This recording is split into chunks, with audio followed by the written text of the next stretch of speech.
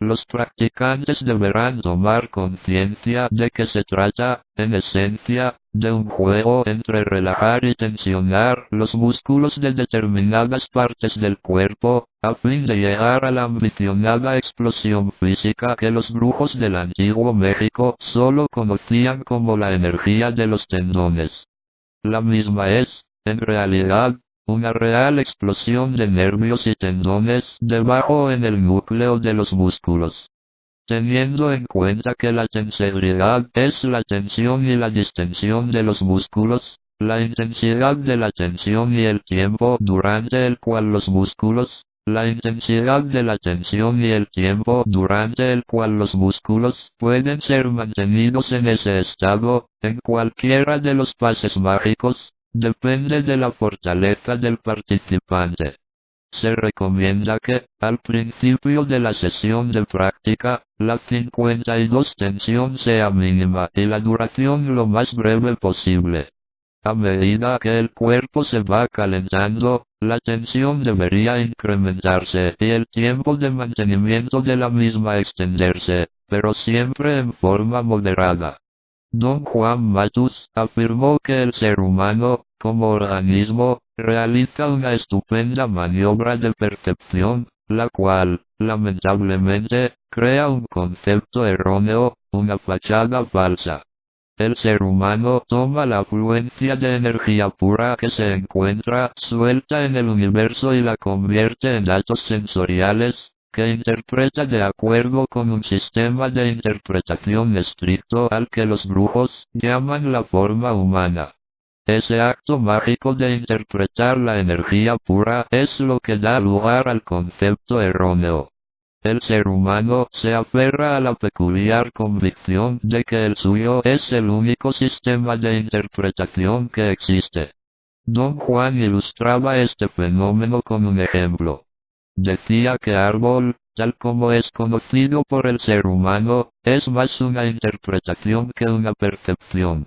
Señaló que, para que un hombre establezca la presencia de árbol, le basta una mirada superficial que, en realidad, no le dice nada. El resto es un fenómeno que él describía como el llamado del intento, el intento de árbol, es decir, la interpretación de datos sensoriales correspondientes al fenómeno específico que el ser humano denomina árbol. Don Juan dijo que todo el mundo del ser humano, tal como se muestra en este ejemplo, está compuesto por un repertorio infinito de interpretaciones, en las cuales los sentidos del hombre desempeñan un rol mínimo. Es decir, solo el sentido visual toca la afluencia de energía que viene del universo en general, y solo lo hace en forma superficial. Primera serie para la preparación del intento 54. Don Juan sostenía que la mayor parte de la actividad perceptual del ser humano es interpretación, y que los seres humanos son el tipo de organismo que solo necesita un input mínimo de percepción pura a fin de crear su mundo. O sea, que solo perciben lo suficiente como para activar su sistema de interpretación. El ejemplo que más le gustaba a Don Juan era aquel en el que se afirma que construimos, a través del intento, algo tan sobrecogedor y tan importante como la Casa Blanca. Don Juan denominaba la Casa Blanca la sede del poder del mundo actual, el centro de todos nuestros esfuerzos, esperanzas, temores, como conglomerado de seres humanos. Era, por lo tanto, para todos los fines prácticos, la capital del mundo civilizado. Decía que todo esto no estaba en el ámbito de lo abstracto y ni siquiera en el ámbito de nuestra mente, sino en el ámbito del intento, porque desde el punto de vista de nuestra percepción sensorial, la Casa Blanca no era más que un edificio que de ninguna manera tenía la riqueza, el espectro abarcativo y la profundidad de concepto de la Casa Blanca. Agregaba que, desde el punto de vista de nuestra percepción de datos sensoriales, la Casa Blanca, como todo lo demás en nuestro mundo, era algo captado superficialmente solo por nuestro sentido visual. Nuestro tacto, olfato, oído y gusto no estaban involucrados de modo alguno en esa percepción. La interpretación que estos sentidos podrían hacer de los datos sensoriales relacionados con el edificio que alberga la Casa Blanca no tendría ningún significado.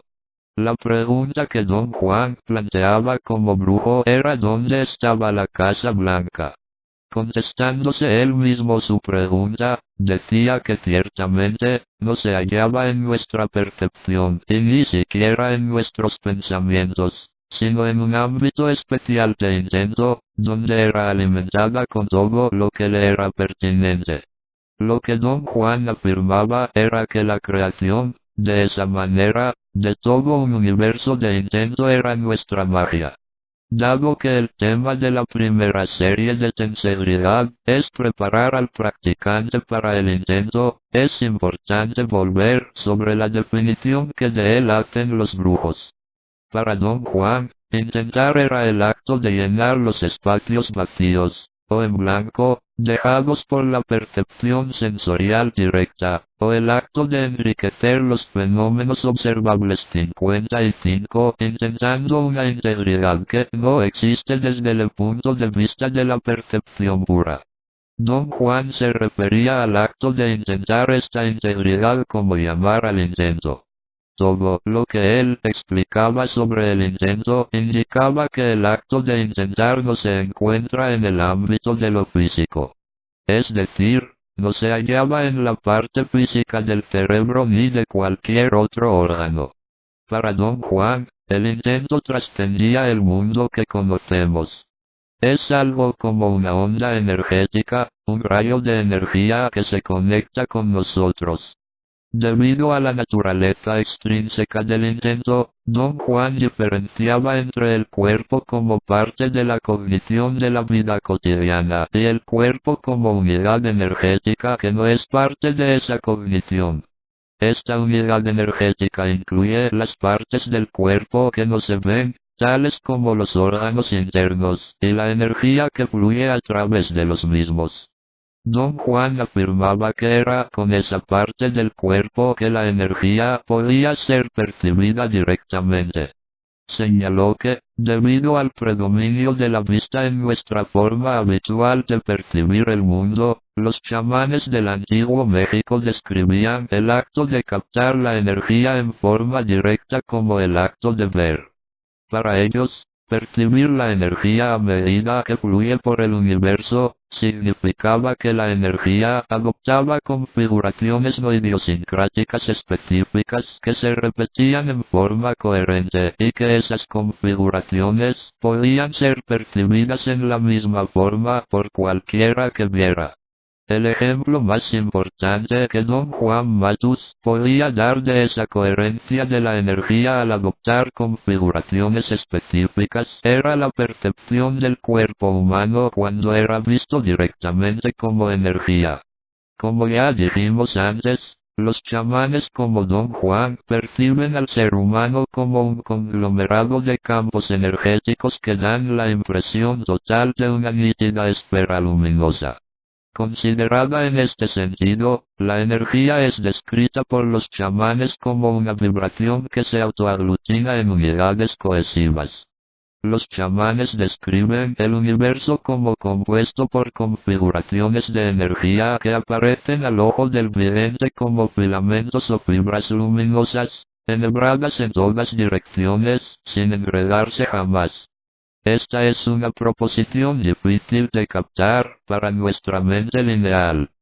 56 tiene una contradicción incorporada que no puede ser resuelta. ¿Cómo es posible que esas fibras se extiendan en todas direcciones y no se enreden? Don Juan enfatizó el punto de que los chamanes solo eran capaces de describir hechos, y que si los términos utilizados en sus descripciones parecían inadecuados y contradictorios, ello se debía a las limitaciones sintácticas. Sin embargo, sus descripciones eran exactas y precisas como las que más Según lo que afirmaba Don Juan, los chamanes del antiguo México describían el intento como una fuerza perenne que impregna todo el universo, una fuerza que es consciente de sí misma hasta el punto de responder a la llamada o a las órdenes de los chamanes. A través del intento, esos chamanes fueron capaces de liberar no solo todas las posibilidades de percepción humana, sino también todas las posibilidades humanas de acción. A través del intento realizaban las formulaciones más insólitas e increíbles. Don Juan me enseñó que el límite de la capacidad perceptiva del ser humano se llama la banda del hombre, indicando que existe un límite que marca la capacidad humana, dictada por el organismo humano. Esos límites no son simplemente los límites tradicionales del pensamiento ordenado, sino los límites de la totalidad de los recursos encerrados dentro del organismo humano. Don Juan creía que esos recursos nunca se utilizan, pero que son mantenidos in situ por ideas preconcebidas sobre las limitaciones humanas, limitaciones que no tienen nada que ver con el verdadero potencial del hombre.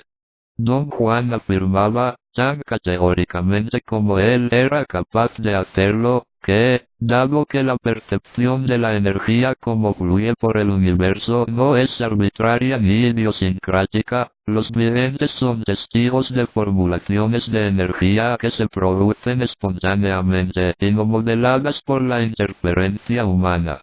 Así, la percepción de esas formulaciones es, en sí misma y por sí misma, la clave que libera el potencial humano encerrado y que, normalmente, nunca entra en juego.